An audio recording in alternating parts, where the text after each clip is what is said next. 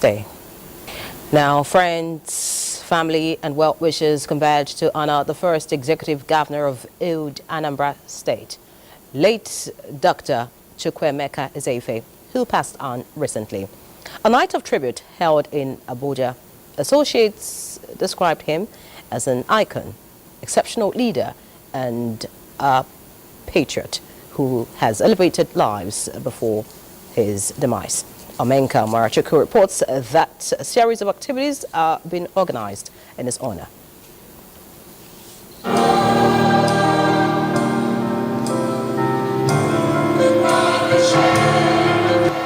May the soul of Chief Ezefe and the soul of all the faithful departed, through the mercy of God, rest in perfect peace. Amen.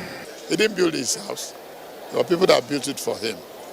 So it's a lesson on diligence, integrity, and discipline, which we should all emulate him for.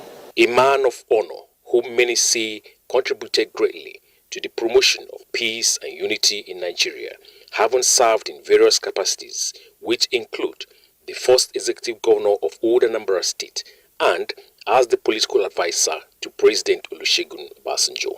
Call him water when no get enemy.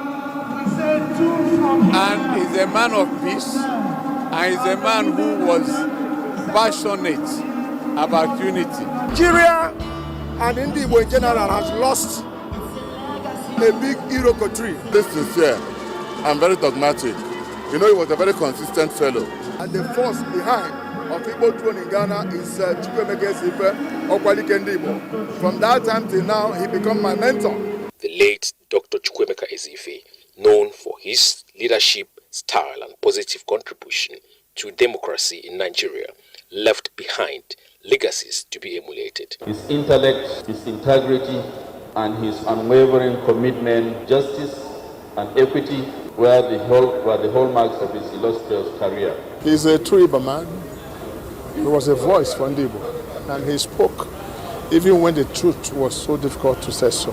He's a man that, I mean, if we say he's irreplaceable, but it's rare to have such a character in the present Nigeria.